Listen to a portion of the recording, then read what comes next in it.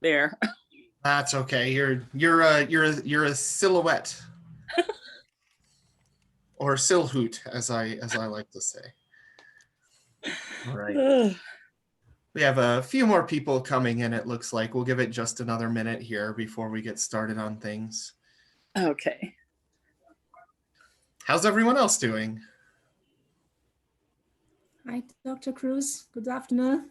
Cindy, hello. Hello. I feel like there are a good number of people that I don't really know here, or maybe I've only had you in one of my online classes and I haven't like talked with you or seen you face to face really. Well, cool. I'm glad we've got a mixed bag of folks here.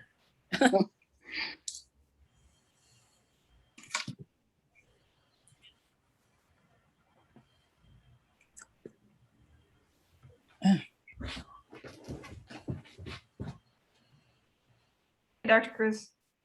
Jessica, how are you? Good, sir. Very good, very good.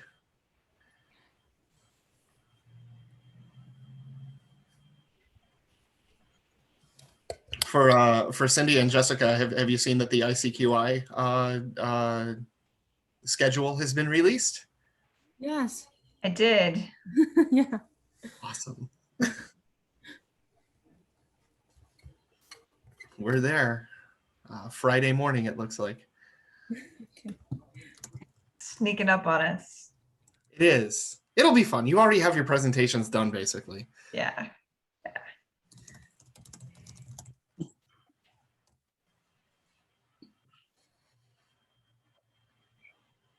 All right, maybe we'll give it like one more minute and see if there are any stragglers who wander in. Supposedly there were like 40 people that RSVP'd for this thing, so I don't know. This is fewer than 40, that's for sure. Not that I mind. I think a dozen is a great like number for a group, just to have kind of a conversation about this stuff. But I was kind of freaking out.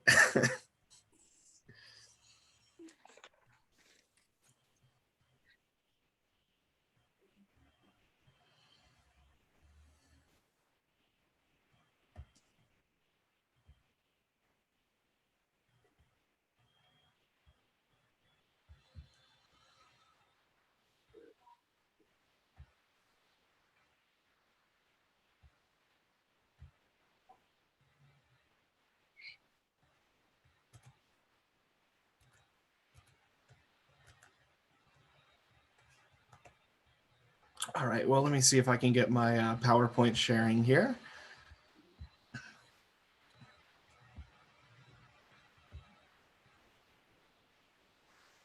There we go. Can everyone can see that? Yes. Wonderful, wonderful. Okay, well, we'll get started. If other people wander in a little bit here, I think that's fine. So I think this will, I guess I'm trying to figure out how to frame this presentation. It's certainly not a how-to, but my hope is by the end of this that you'll feel maybe a little bit inspired to try some new stuff. And in some ways, I see this as maybe a presentation that ends with permission. You have permission to explore and to try new things. One of the big things that I think happens when, especially with a lot of graduate students when they get into research, and they read books by like, say, Cresswell, or other textbooks that put together, here's how you do research, it seems very stifling. It seems like there are particular ways that are right and there are particular ways that are wrong. And I don't think that's true. I think there are ways that are better or worse than others. But I think you can get away with a lot as far as doing research. And I guess this presentation is kind of to start thinking about, well, how might you want to do something that might be a little bit different from the norm or off the cuff? Not just a standard case study. I did some observations, I did some interviews, I analyzed all that data for themes, and then I got my findings and I'm done. That is a very straightforward kind of standard qualitative study, but there's a lot more interesting stuff you can do with that. And I also think that's kind of boring at the end of the day. Is that what you necessarily want to do? So this presentation is designed to kind of open the doors a little bit more, and suggest that you can go down different lines that might be a little bit, well, different. So that's why I give it this title, Re-enlivening Research Methods. I think it can, theory especially, I think can kind of breathe life into your methods. And for some of those students that have been in my theory course already, you're probably well aware of my stance on that. So moving forward here, I think it's probably important just to get a definition of theory. So what do we mean when we say theory? And let me try to move my thing forward here. There we go. I'll give you just a minute to read that fun little PhD comic. Deployment of a comic in a presentation like this, I think, is absolutely necessary because it's so dry otherwise.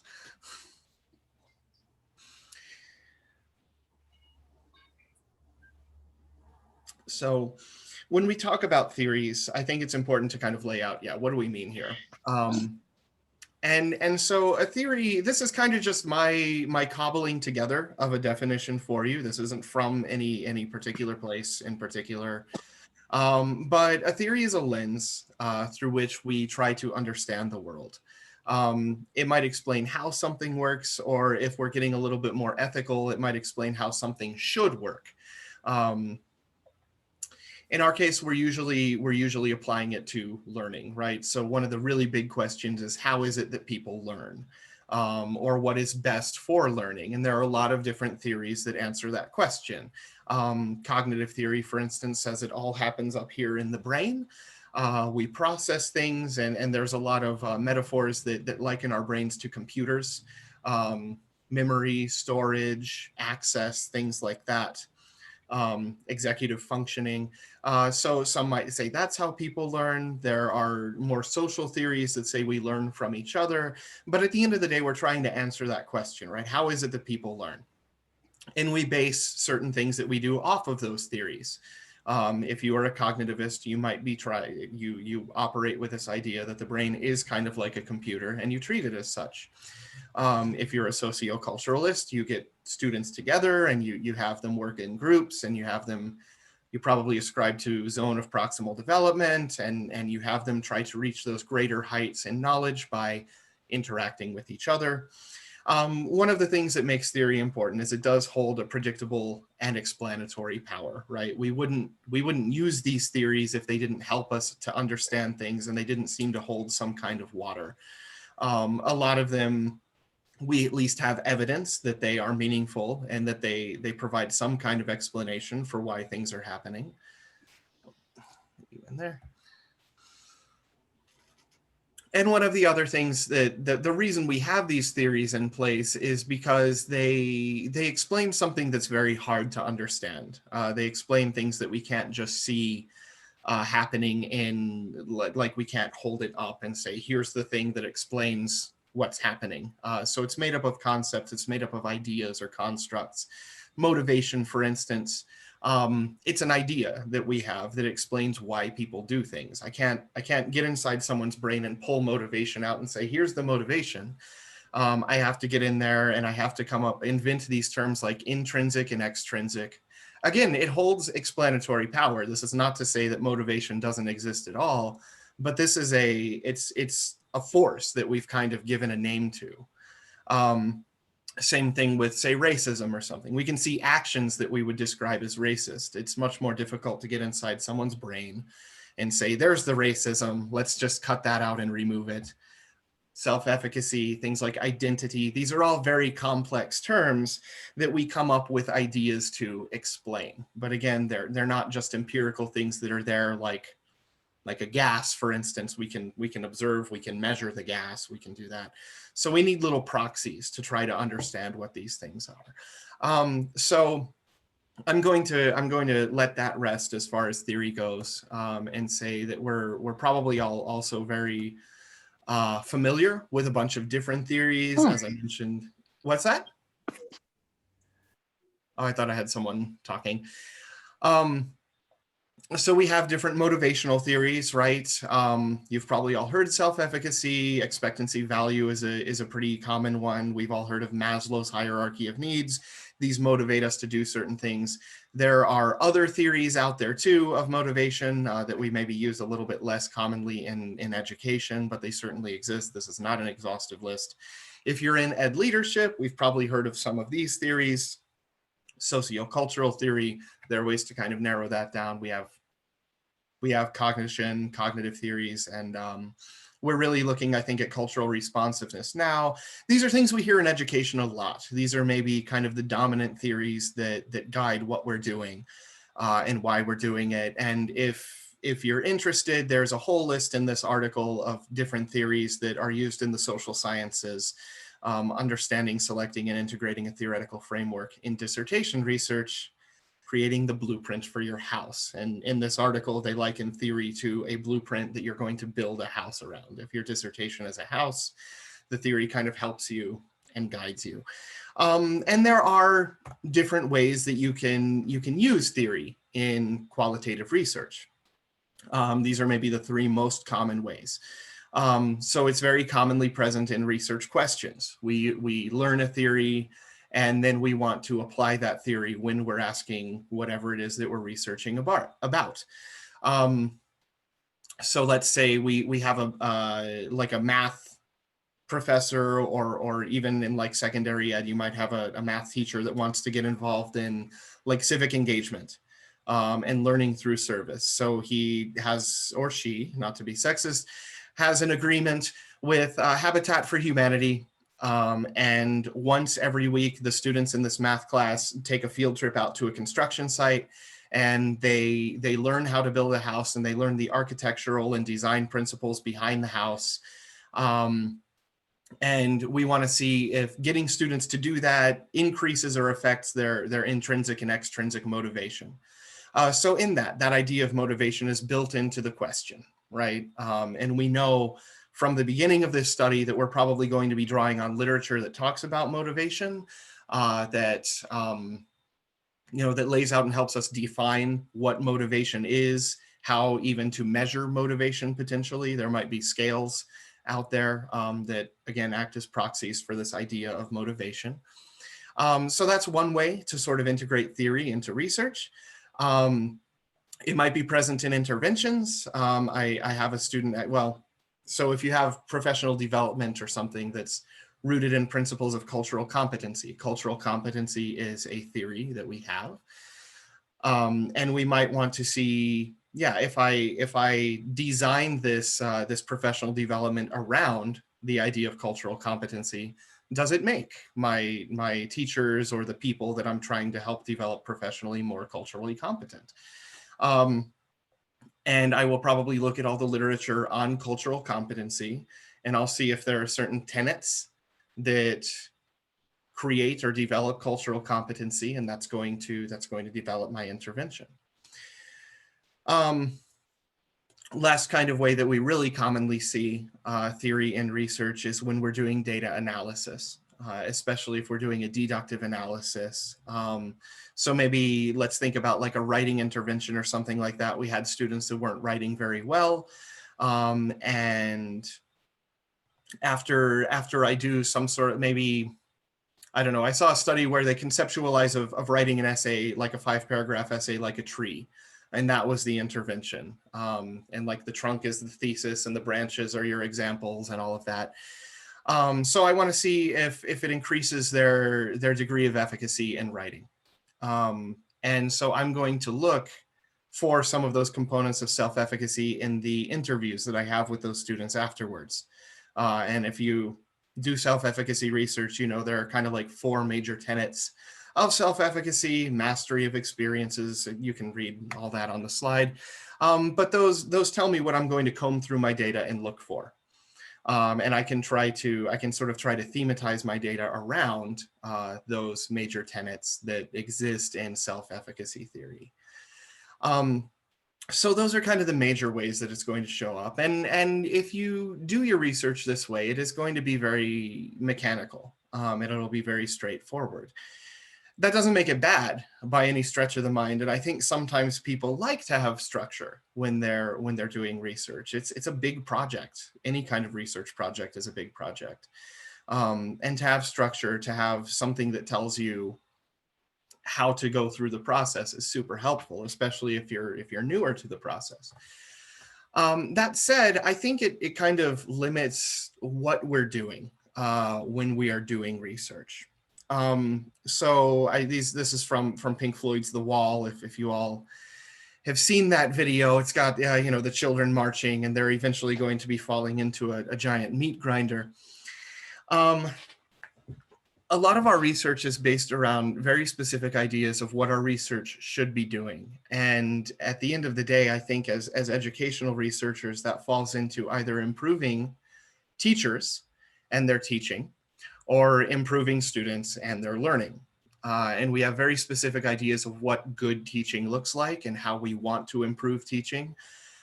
We have very specific ideas of what it looks like for students to be successful in education. And for many of us in teaching, that means succeeding on standardized tests. Especially for, I think if you're doing quantitative research, that almost always ends up being the end all be all. What are the numbers I'm measuring? They're test scores. And at the end of the day, I think that is kind of limiting, and it presents a limited view of what research can do and what we should be doing as researchers. We have to improve. Well, improve for who? What does improve even mean exactly? What does the idea of student success look like, or teacher success?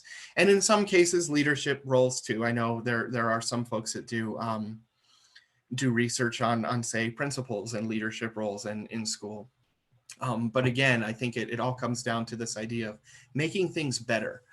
But better, again, is a very specific idea that is contextually situated in what's happening right now. And at the end of the day, is it super fun? Is all we want to do is improving student test scores, or getting teachers to help improve student test scores? And I say this, I think, based on a lot of the students that have come through some of my introductory classes. That seems to be the driving question for many of them. Might be pigeonholing just a little bit, but I think as a community, as a whole, if you go to AERA and look at all the presentations that are going, you're going to find a lot of that kind of research. And man, it's just going to be dull when all said and after you sit through like your 10th presentation. I'm good. I don't know if I want to hear any more of that. So one of the things that has really helped me to rethink research is looking at these theories that are maybe newer, that are a little bit less common in education, that might come out of different social sciences, that might come just out of the field of philosophy itself. And these have been so freeing for me, just as ways of rethinking what we're trying to do as far as research. And it allows us to have, I think, a lot more fun with what we're doing, because it makes research a little bit more artistic. And sometimes when we employ some of these theories in our research, we're not even really sure what we're trying to do with it until we get there. So I'm going to go over some of these and talk just a little bit about what they are, what they look like. And I'm going to give a few examples from some of my own research, just of what I've done in the past couple of years, that have been super fun for me. And when I say that, I don't mean just like productive. I don't mean like, yay, I produced research, or that it was something with good and solid and important findings, but just the process itself was like a joy to go through. And I think we need to start thinking about our research a little bit more in that way too. Why are we doing this if we aren't enjoying it, or if it's just a job? And that's not to say that we all necessarily think that way, but I think if we can infuse a little bit more fun, a little bit more play into what we're doing, find a job you love and you never work a day in your life, right? So to look at some of these theories, I think is one avenue that can get us there. So one of the big theories that blew my mind when I first came into contact with it is new materialism. And I have a couple names of researchers that talk about this. These are all folks that come out of the field of philosophy. But new materialism focuses kind of on our interactions with our environment, and begins to remove the whole idea of conscious thought from humans. We're not so interested in how humans are using their environment anymore or dominating their environment, but we're actually we give them kind of parity. Humans, animals, just physical things coming together and interacting. And it sounds like a bunch of hippie nonsense, I'm sure. And to a degree it is, but it is well theorized, and it is really, it's deep when you start reading, say, Karen Barad, for instance. She has a background in physics, and it shows. So it does become very difficult to I think, sort of conceive of as you start to get very deeply into it. But to think about ourselves not as the center of the world anymore, but to think about the center as the interactions between environment and conscious things, is a very interesting direction to go. To think about how our bodies are central to our learning as well. And we don't have a lot of control over what our bodies do in a lot of cases. Our pulse, the neurons that are firing in our brains, our reactions to things are sometimes instantaneous and what do I want to say, like instinctual. And we start to remove that sort of conscious thought from that approach to research. And it becomes almost like this anthropology of the physical. And just to see how things are physically interacting with each other. What does it mean for a student to interact with that jungle gym? How does the jungle gym even kind of evince agency? We give agency under new materialism to non-conscious or unconscious things. And if you've been getting letters from the Humanities Center or emails, you know they've been doing a lot with forests and trees and plants. That's also rooted in new materialism. What does it mean to think like a plant? So these are all questions that might come out and give us a radically different way of rethinking things in education, the way that students are in school and being in school.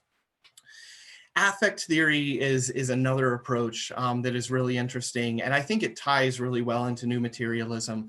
There are kind of two different versions of affect theory. One is much more rooted in cognition and just kind of how cognitively we interact with our emotions. But the newer kind of directions begin to look very strange and begin to think about our emotions as these entities that have a lot of control over us that we aren't even fully conscious of either.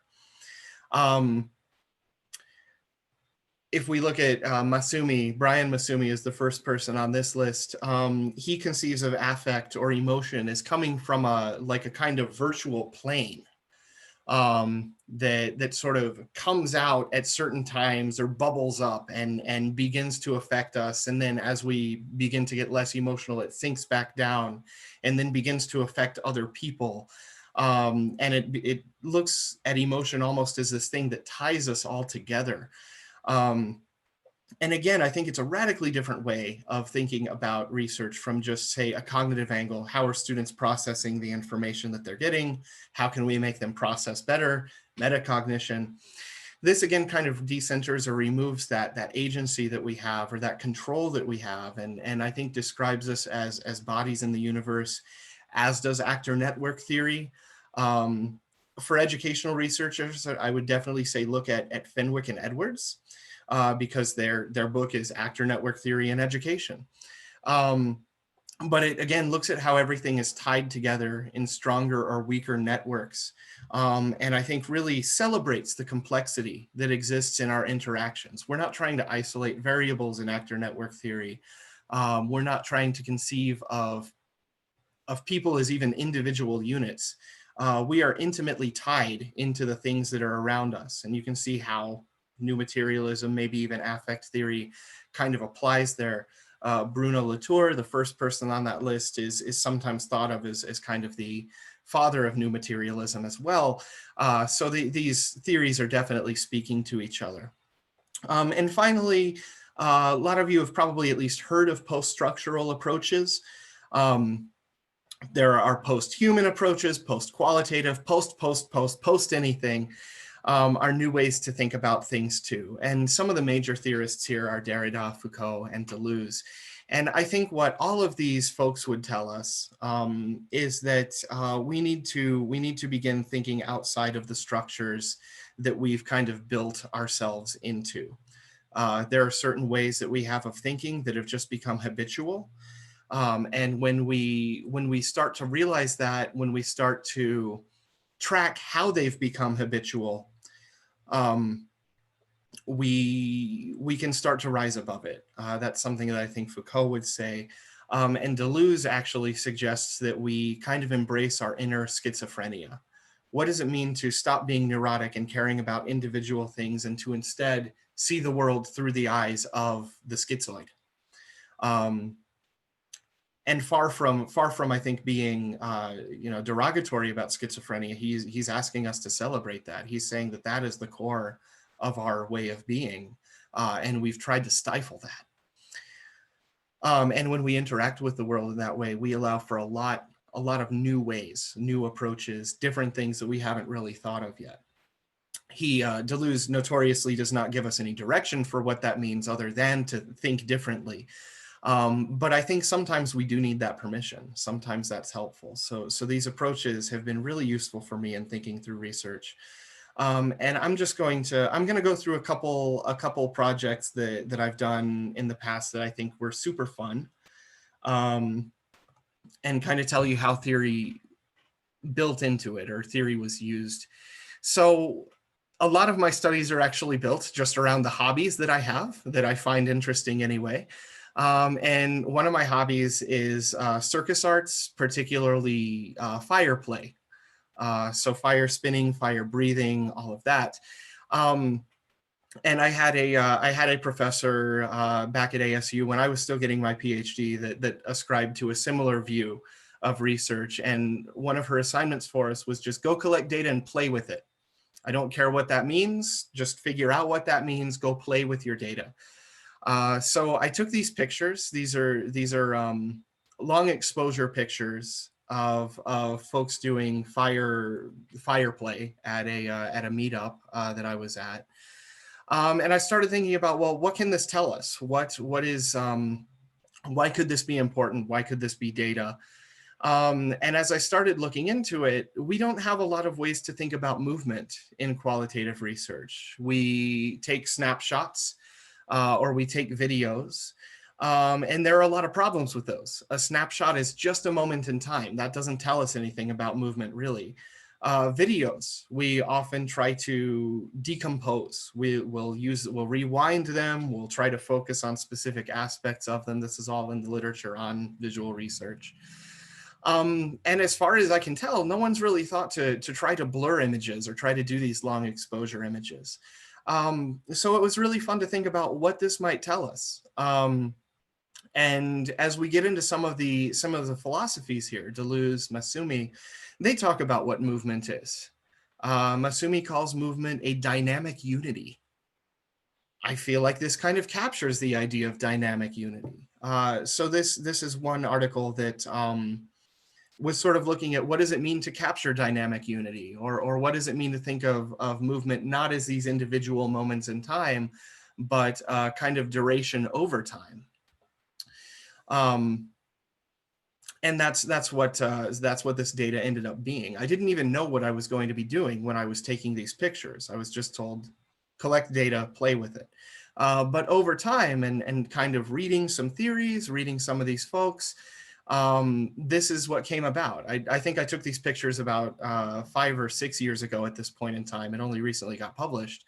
So I didn't, it's been a process in the making. There was no intent at the beginning, but that just because there's no intent, just because I don't have a full research plan set up, doesn't mean I can't make something of it in the future. So that's one example. Another one that's been really fun, there we go. Another one of my hobbies is Capoeira, which is Brazilian dance fighting. And recently I interviewed some capoeiristas. Those are people who practice capoeira. and got some of their stories and got some of their experiences playing capoeira. You play it. You don't, again, this idea of play, right? That's one of the things that I love about it is that you play, you don't fight. But I started thinking, well, what do we do with this data? How can we do something fun with this data that captures that spirit of play? And I'll show you what capoeira looks like. I have a video here. It's also very musical. I don't know if the sound is going to come across or not, but I think it's more important to look at the movements that some of these people have.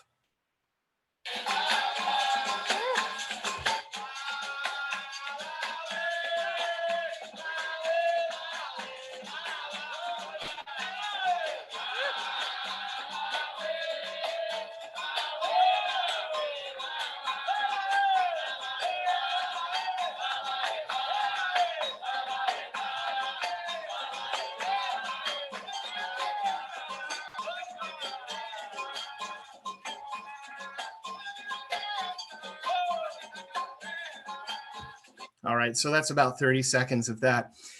So you see that there are a lot of flips happening. There's a lot of acrobatics, but they're also kicking at each other. It's totally non-choreographed. It's all just improvised, and it's paying very close attention to what your partner's doing and reacting. So you may begin, you may see a kick coming at you, and you may kind of duck down.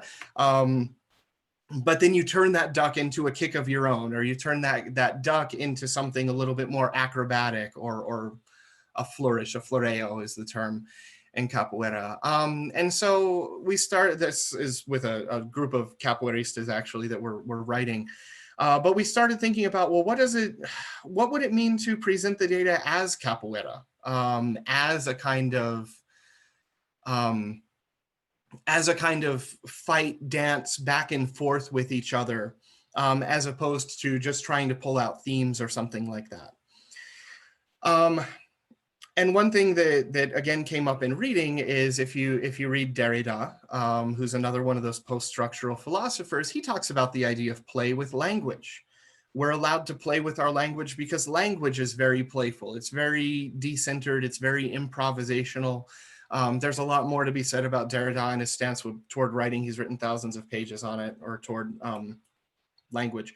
But at the end of the day, we started thinking about, well, how can we sort of, using Derrida, bring the spirit of capoeira into our research? And so in some ways, capoeira became one of the theories that we sort of hung our method on.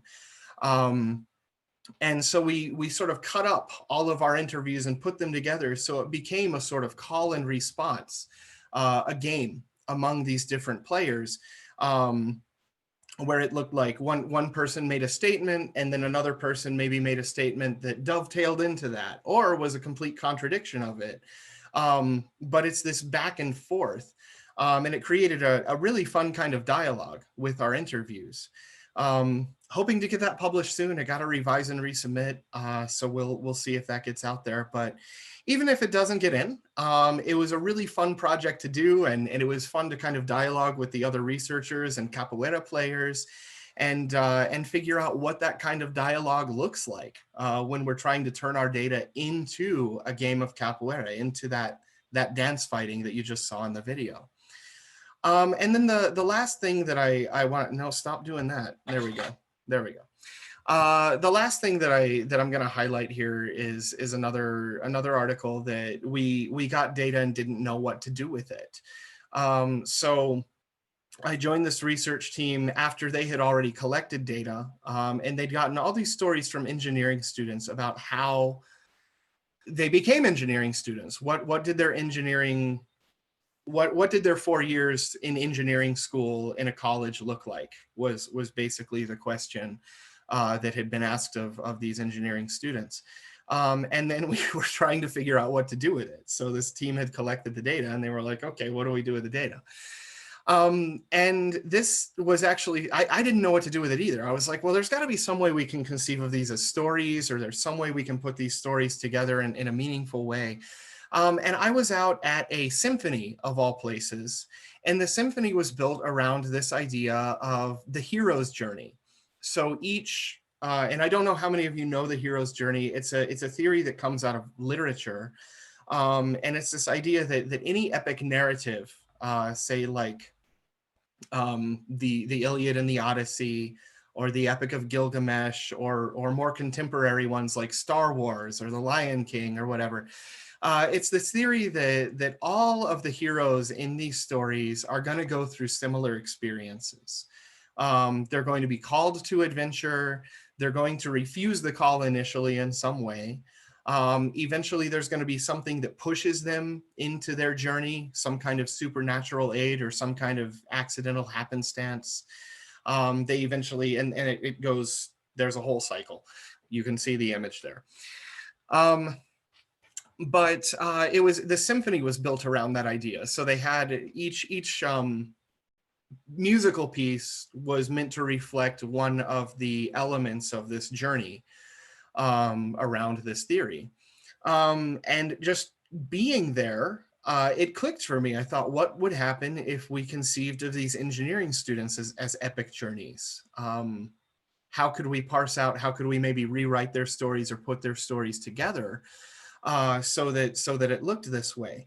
And we did, and it took a lot of work to kind of tease through all of these different stories. But we were able to kind of put together each engineering story to reflect this hero's journey from Joseph Campbell. Again, a really fun process to see how it all plays out, and it was crazy to see how much alignment there was between the theory and these students' journeys through 4 years of college. It was kind of just an experiment at first to see if that would hold or if that worked well. But as we started using the theory, it worked better than we could have ever imagined. That each one of these students had like each element of this theory in their stories. And we went, that's great. So that helped us to reconceptualize our data. And that also helped us to sort of think about, well, what if engineers typically go through this journey, how can we make their journey easier for them? If we can anticipate that they're going to have a point where they refuse the call, how can we more easily kind of guide them back into the call towards engineering? What are some of the major pitfalls? You see, there's like this idea of abyss and death and rebirth at the bottom. Well, how can we make the death a little bit easier? And how can we bring them back and make life a little bit easier? For some of them, that might have been like a failed test or a course that they had to drop because they just couldn't handle it or something. So it has implications for policy, it has implications for practice, but we were able to kind of pull this theory that just came out of nowhere into this study, and it worked really well. So those are 3 examples of how we can bring theory into things and not know what's going to happen when we do, not be sure what's going to happen when we bring this lens into things. But it allows us to play with our data and reconceptualize our data in very fun ways. Maybe a little bit more artistically than just pulling out themes. But again, I think we need to have fun with our data when we're doing studies like this. So to kind of start wrapping up here, one of the things that I know a lot of people ask is, well, how do I get theories? Where do theories come from? And I'm lucky in that my background is philosophy. So I read a lot of this stuff in the past. And it's true that you will get a lot of theories from your books in your classes. And you can go out and you can try to seek books, and you might read about theories as you read articles and go, okay, that's an interesting theory. I'm going to learn a little bit more about that. And that's the easy answer. But I think sometimes theories come out of other things too that come unexpectedly. So our lives and our hobbies. Sometimes our hobbies might even be theoretically laden. Like I mentioned, Capoeira, it's a practice, it's a sport, it's a martial art, but it has its own underlying theory that's rooted in this idea of play. And Capoeira, if you read the books about Capoeira, written by people that have practiced it for a long time, it's designed to apply to life. It's designed to apply to situations in life. So think about your hobbies that you have, your interests. If any of you are musicians, what musical theories do you know? How might you be able to apply, how might you make your data more musical by applying theories from music? Even just designing, like, I don't know, scrapbooking or something like that. Is there a culture around scrapbooking? I imagine there has to be. And I imagine there are underlying sort of theories about that as well. So we can find theories in places that don't have to be philosophy. It can be out of cultural practices, again, hobbies, things like that. I've had a few students that have brought in some religious convictions. Religion is also a theory. It's a belief about how we should go through life. It's a belief about how life happened, at least for a lot of us.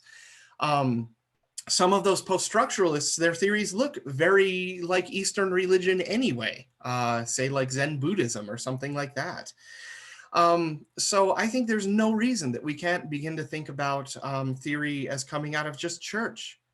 If you go to church on Sunday, there is a theory that you are having handed to you every week that might color the way that you would read data. I have a few students that have been doing projects on, say, religious schools. I have a student that just graduated, in fact, that was looking at Seventh-day Adventist schools, and she brought Seventh-day Adventism into the conversation as part of her theory. She was also looking at servant leadership, but part of her argument was that servant leadership and Seventh-day Adventism, you can't separate those. If you are going to be a good Adventist, like a leader of a school, you have to be a servant leader. So she brought her religion in. I have another student that I think did a really good research proposal just on, he was looking at Jesuit schools. And what does it mean to be a Jesuit in school? And what does it mean for leaders to give feedback to teachers as good Jesuits? And that creates a theory for him to think through his data with as well. This idea of the Ignatian educator is the term that he used. And I have to admit, I don't know anything about Jesuits and Saint Ignatius, but it was a theory that he used, and I think it came out really well, the way that he tied it together.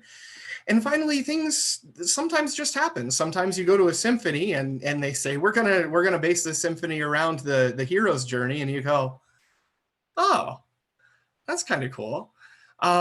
Things do happen sometimes. There is serendipity in research, and I know there are some studies out there just on serendipity. There's a book about working in archives, actually, that looks at how sometimes you can never know what you're going to get out of archival research, and luck plays into it.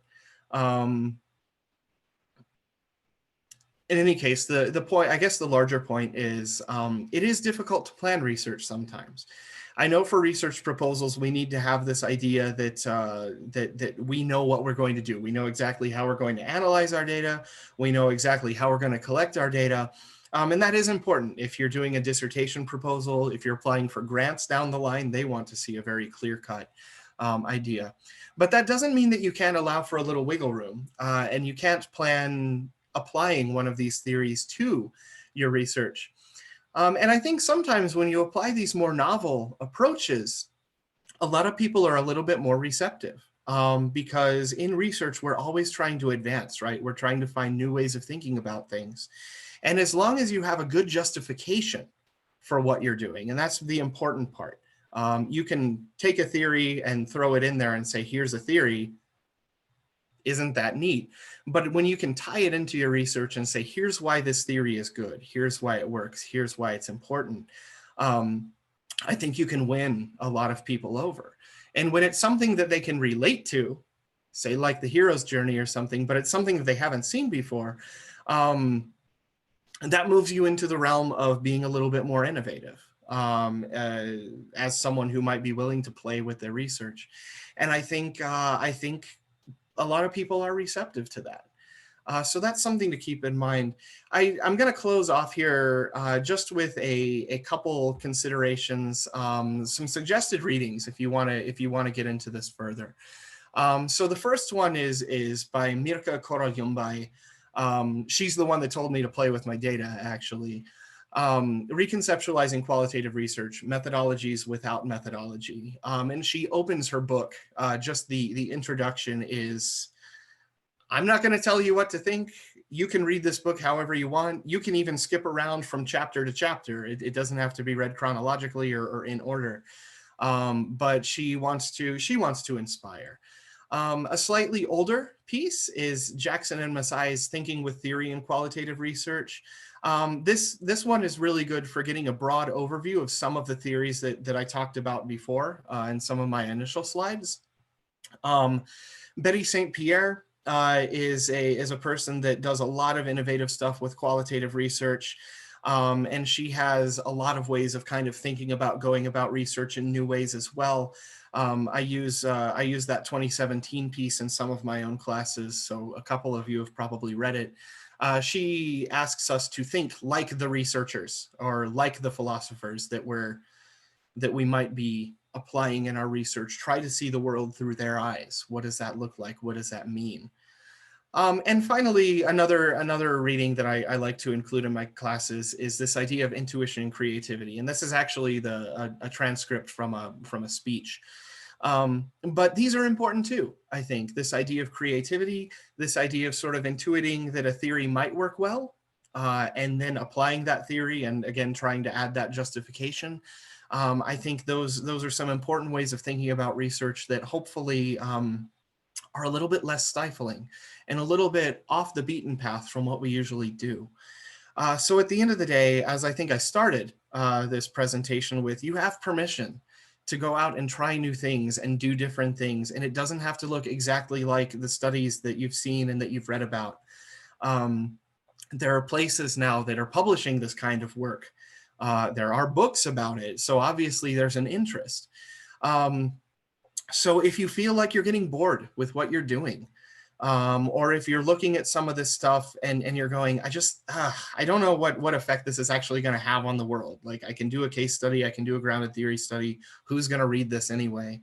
Maybe this will be a more fun way of approaching things, and maybe no one will read it. But the important thing is you had fun with it. So I think at the end of the day, that's what I want to get across to all of you. And as I said, I know it's not a here's how you do it, here's how you be creative in qualitative research, here's how you have to do theory in qualitative research. But hopefully that gives you some breadcrumbs to kind of start pursuing a direction. And again, go out, play with your data. I'm going to pass that information along. Play. All right, so that's gonna conclude my portion of the presentation here. I went just a little over what I wanted to. But if anyone has any questions or comments or thoughts, feel free to jump in at this point. I think this is so interesting. Having your class in the fall, it made me think of just all the possibilities. And like the research that I want to do is science education. Now that equipment is so cheap, you can have it at home. But then after I started at Texas Tech, the pandemic happened, and so now a lot of it's just kind of happening already.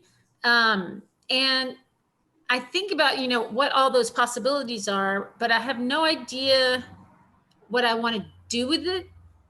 And so I love this idea of just playing with it and just see where the pieces fall. And even though it's science education, I almost think it should be a qualitative study instead of a quantitative study, just to be kind of funny. But I think that I really like this idea of playing, so that just to have this idea and just see where it goes. So I think this is really, really helpful.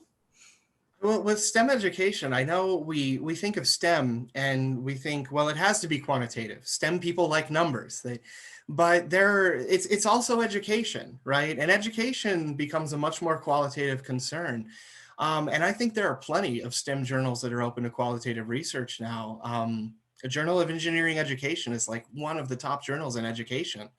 It's not even discipline specific, just for education in general. And they publish a lot of really cool qualitative research. And that's just one that I know. I think JARST does too. I know that's a huge one in STEM education. I think there's still maybe a little bit more quantitative, but that doesn't mean that you don't have that room. it's becoming a force, this qualitative research. We've made enough of a stink that people are starting to pay attention. So yeah, if you think that's a good direction to go for it.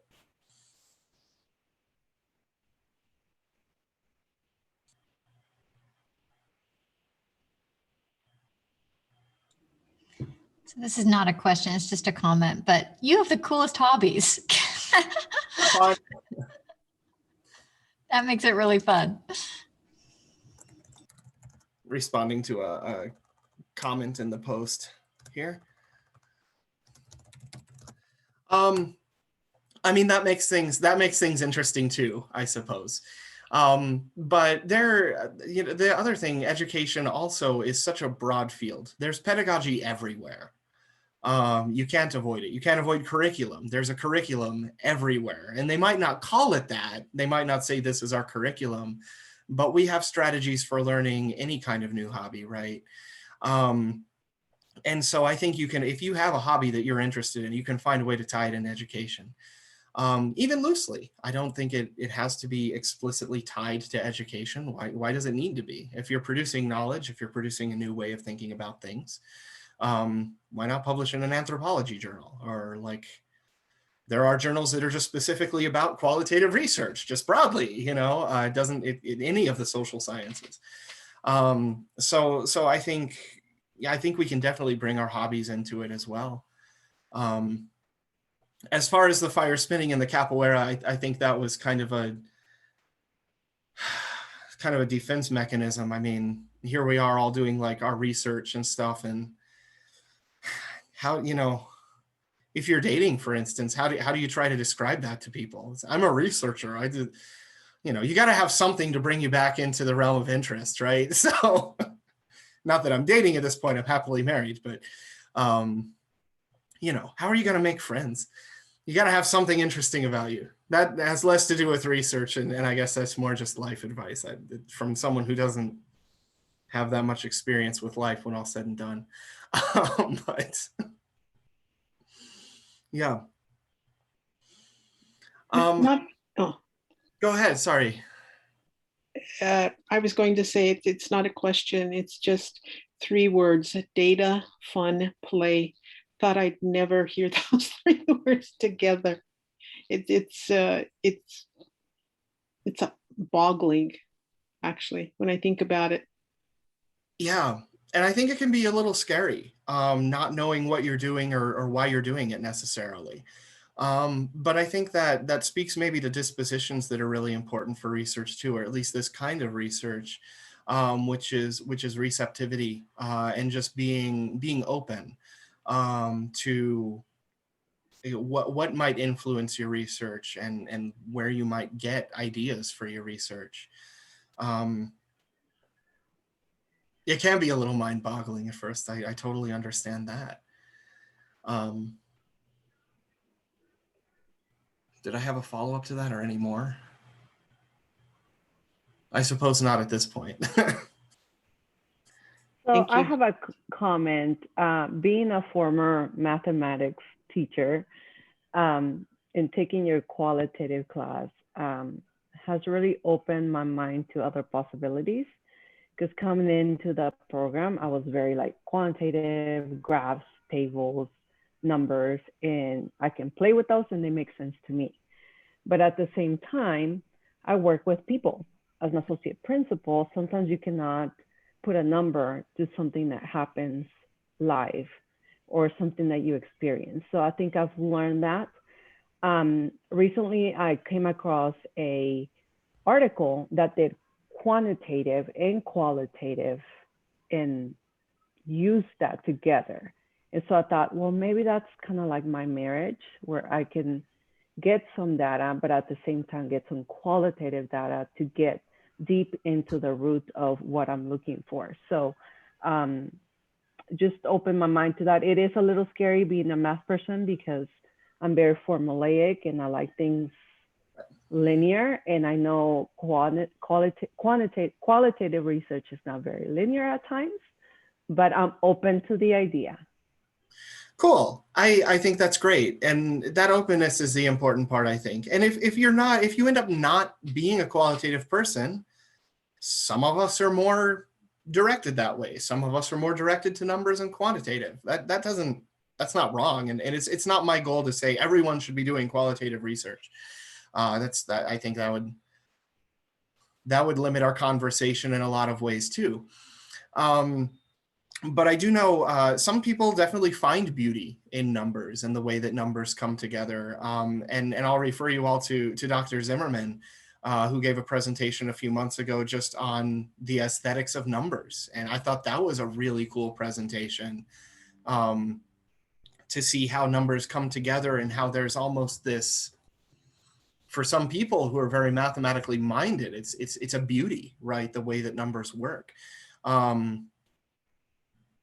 I also think when all said and done, he's applying a theory that is very unexpected in mathematics research. So that might be like an aesthetic theory. So that might be more example of just kind of how this kind of divergent way of thinking can be really interesting. But absolutely, I think there are ways that you might be able to pull this into mathematics, and think differently even about numbers and what numbers do, what they can do. There are some logical philosophers out there that I think had a lot of really fun things to say.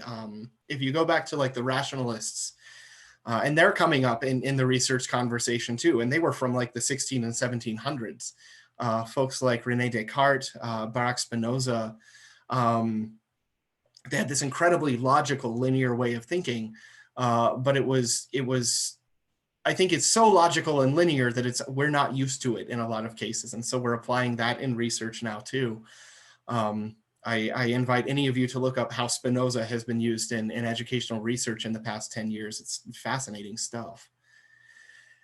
I got a question in the comment here, which is, are there any wrong qualitative methods or example of wrong qualitative methods? And I really, I would say that it's not a question of right and wrong, but it's a question of better or worse. And the worst or the worst ones are the ones that aren't well justified, or that aren't tied together very closely to what you're trying to do. One method, for instance, is like phenomenology, right? In phenomenology, if you've taken an intro to qualitative course, is designed to really look at participant experiences and what it means for someone to go through some kind of an experience.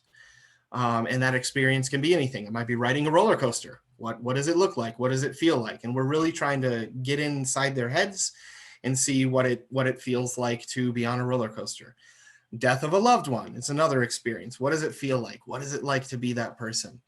To move it in a more educational direction, what is it like to be an undocumented student trying to go through post-secondary education? That's an experience. That's a long experience. And every day they probably have something weighing on themselves as an undocumented student from, say, Mexico or wherever. And we can, if those are our questions, if we're interested in those questions, it's going to be real easy to say, I want to use a phenomenological method because phenomenology is designed to do these things. On the other hand, if you're interested in how do administrators develop policy documents for blind and deaf students, and you want to use a phenomenology, that's really not an experience, unless the experience of developing a policy document is it's not really like a lived experience though, right? It's not like something you go through. So maybe phenomenology wouldn't be as good there. And if you wanted to do a phenomenological study, you would have to really justify why does that help answer this research question? And same for any other method.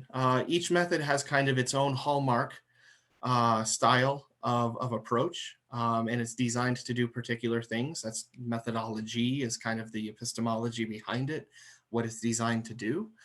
And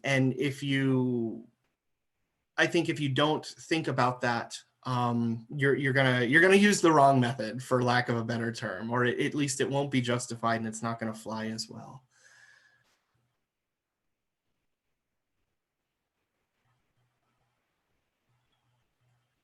I'm trying to see some of the other questions. So repeated idea, Melanie had a question about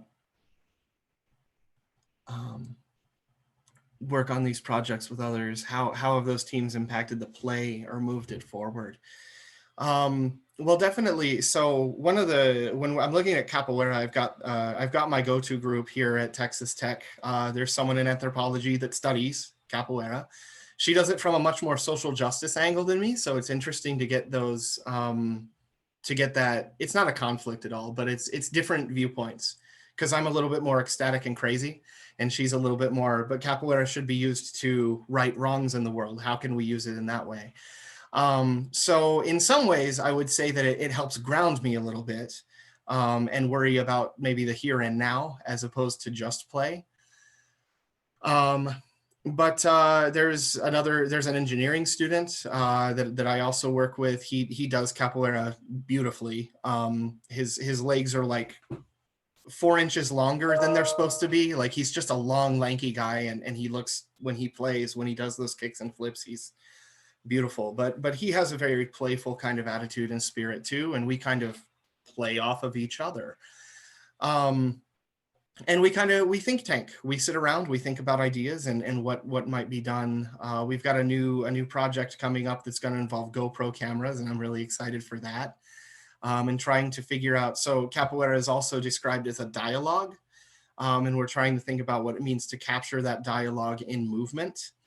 And I'm hoping to go back to some fire people and do something similar with the GoPros too. They're just fun people to interact with. They're inspiring. A lot of them aren't researchers too. So like the fire people that I interact with, they don't give a shit about this stuff, but they're still inspiring to be around, because a lot of the time I think they have attitudes and approaches that are, they approach life in a very playful way. And so in that way, it's kind of inspiring, and that helps me helps to bleed into the research that I'm trying to do.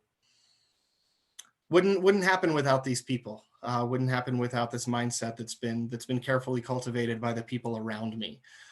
So that's an important thing, I think, to keep in mind too.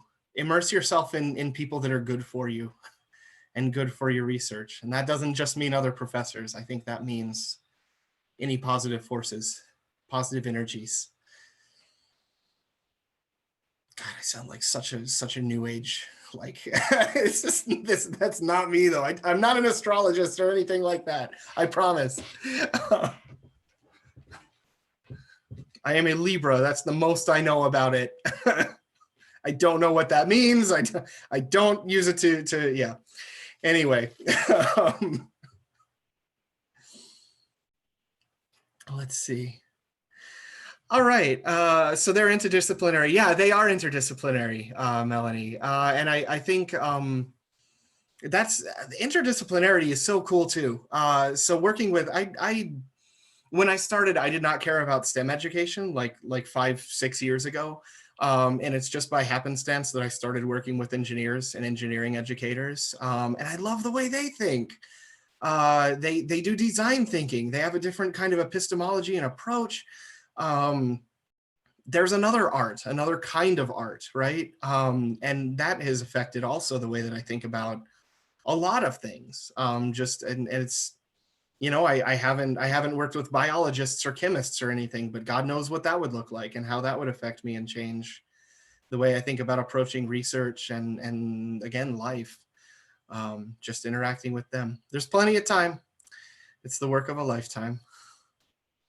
So I guess that's kind of another takeaway too, is just be open to those opportunities. Don't be afraid to say yes occasionally, just as long as you don't get overwhelmed. If you say yes too much, you'll be on too many projects and you won't get anything done, which is another issue I've had. But to see where there might be something productive and something interesting to find out about, and say yes to anyone who might come to you. With those kinds of projects, I think that's always a good disposition to hold as well. Maybe a final thought. When I have students that I'm advising or that just come to me for advice, because sometimes they do, and you're not really sure what your dissertation is going to look like, but you still have like 2 years before you really have to buckle down and write the proposal and everything like that. That idea of openness, I think, is really important. And I think it's also kind of important to bookmark what you like and what you find very interesting. Keep that in the back of your mind. And the metaphor I like to use is a percolator. You throw it, this thing that interested you or interests you, into the pot, and you let it percolate for a bit. There are going to be new things that come as you do more research, as you go through new classes, and you're going to take maybe 1 or 2 things away from that course or that reading and say, oh, that's an interesting thing too. Throw that in the percolator. Let it simmer, let it bubble up. And by the time you get to that 3rd year in, you should have something starting to boil over. You may not know exactly what it was going to look like as you were letting it percolate or letting it simmer, or whatever the metaphor is, some kind of boiling water metaphor. But I think when you get to that point, and once you sort of do your quals, you have an idea, or your qualifying exams, you have an idea of at least directions that you might want to go, theories that you might be interested in using. If you have a good committee, they'll answer you or ask you questions for your qualifying exams to push you a little bit further in that direction. And that's going to help it even more boil over as you're answering those qualifying exam questions. And I know at least that was my experience, and I think it's been the experience for a couple other students I've worked with, is to trust the process and trust the boiling. As long as the burner's on, which means keeping those ideas in the back of your head, something's going to come out of it. Trust yourself. I think we don't hear that enough either. Sometimes you're wrong, you're stupid. We have that voice also in the back of our head. I can't imagine any one of us is not a perfectionist here. But to silence that voice and trust yourself a little bit, I think, is also important.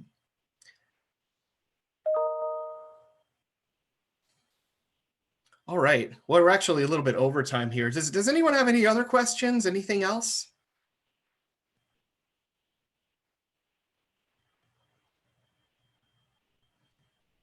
All right, cool. Well, thank you so much for coming. I really appreciate you being here. Hopefully you got something out of this. Again, I know it was kind of unstructured, or the point of it almost is to be unstructured, but to sort of think about different ways, or at least to get permission to do something a little bit different from the norm. Again, is what I hope you walk away with this from. So all of you, go forth, play with your data. And I hope the rest of your semester goes very smoothly and you have a good summer. And in the meantime, everyone take care. Thank you. You bet. Bye, all. Thank you.